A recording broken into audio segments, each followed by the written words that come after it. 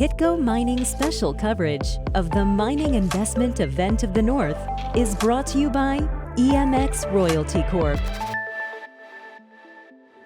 Hecla Mining is the largest primary silver producer in the United States. And I have with me Phil Baker. He is President and CEO. Phil, welcome back to Kitco. Thanks, Michael.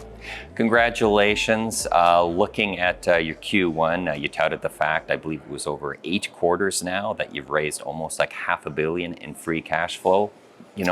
What's the cause? What's driving that? Well, it's primarily because of the quality of the operations that we have. And, these are operations that have been in existence for a long time, but they have their sort of ups and downs. And so we had a period of time that the Lucky Friday was not operational. And that once we came out of that, we were able to really drive free cash flow. You wanted to tout what's happening on Lucky Friday, also regarding around the operation. Oh, yeah, absolutely. So the Lucky Friday's been operational 80 years. Mm-hmm. And you would think there wouldn't be anything new that you could do, but we've actually developed in the last 2 years a new mining method. This mine is 2 miles below the surface, and as a result of that, the biggest issue that you have is seismicity of the mine. And with that seismicity, we were only able to mine 75% of the time. The other 25% of the time, the mine had to be shut down, stopes had to be shut down. Well, we're now going to be able to operate, and have been for the last 2 years, 100% of the time with this new mining method. It's safer and more productive. And as a result of that, the Lucky Friday is going to go from 2 million ounces of production 2 years ago to last year was 3.5 million ounces. This year about 4.2. Next year over 5. The year after that over 6. So it's a remarkable change in this mine, and it has a long-term future. We have in front of us close to 20 years of reserves. Explain to me again, what is the mining method? So it's in the past, what we would do is what's known as a cut and fill method. Mm-hmm. This new mining method, which we are actually patenting, is called the underhand closed bench method. And what we do is we actually drill, rather than horizontal holes 8 feet at a time, we drill vertical holes 30 feet at a time, 300 feet long, and create a huge blast that induces the seismicity. So we're able to control when that seismic event happens, while with the other method, it just happened when it was going to happen. And we had warnings for it, and so that's why we had to shut down mining operations, so we could allow that seismic event to happen. Well, now we're able to induce it. Let's talk about, since we're talking about operations, what are we looking at for automation, electrification? How are those looking to you? Yeah, so we've been an early adopter of that at our Casa Berardi mine in Quebec. We have 1.5 kilometers of haulage and 1 kilometer of hoisting that's fully automated. We literally do not have anyone that is causing anything to happen there, other than at the start of a load, they push a button, and when it comes out to the surface, they push a button. Otherwise, no one's involved other than the maintenance of that. At Greens Creek, a number of places that we're automating with automated loading. We're looking now at having trucks that are connected to a leading truck. So you have someone actually driving that leading truck, and the others just follow behind. So they're effectively driving 2 or 3 trucks at the same time. At the Lucky Friday, we're at the early stages of the automation that we're going to do there. But I think ultimately you'll see the same sort of haulage, you'll see the same sort of loading automation at that mine that we have at the other 2. Labor relations, what's the status with that right now?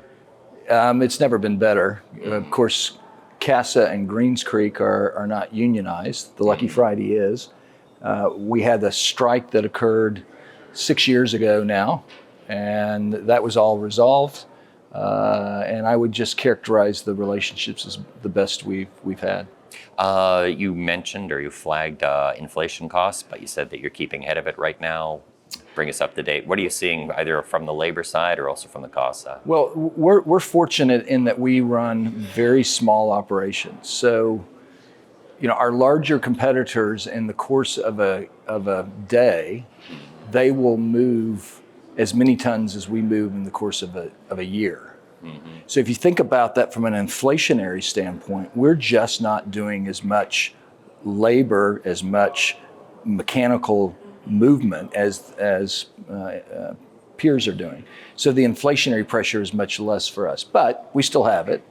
We don't have it in electricity because we're all hydro. The electricity costs are quite stable.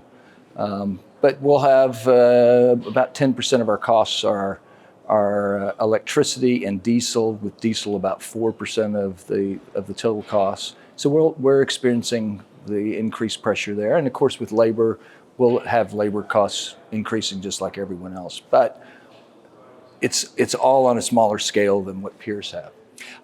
You have exposure to lead, zinc, silver. Was it copper as well? Gold as well. And then we have copper and resource. So we'll have the third largest undeveloped copper mine in the U.S. that we'll put into production in probably the next decade. Any feels in terms of what looks brightest right now? Well, look, silver is absolutely the place that has the brightest future. Not that they don't all have it, but silver in particular, because of this decarbonization that the world wants to do. So everything that applies to copper applies to silver, and then we also have the precious metals component of it. What I would next is some of the juniors and some of the miners have been saying that the U.S. is a hard place to work. So there's the example of Trilogy Metals with getting their Ambler Access Road. There's the example of Hudbay with the Rosemont as well, too. Thoughts on working in the U.S. right now? Well, that's right. It is a difficult place to operate. But once you're operating, it's very, very stable. You know what the rules of the road are, and you know the rules of the road going into it. However, I think it's actually going to get better, significantly better, because there's finally a recognition that if we're going to decarbonize and we're going to reduce the supply chain, if we're not going to rely upon countries that are not necessarily allies of the United States, we have to mine here in the United States. We have to process the ore here in the United States. So for the first time, I saw the Senate, the United States Senate, where Democrats that I would have never thought would have been suggesting that we needed to improve our permitting system, saying it has to happen if we're going to meet the goals that we have. Lastly, Phil, anything you want to highlight over the next 12 months, milestones?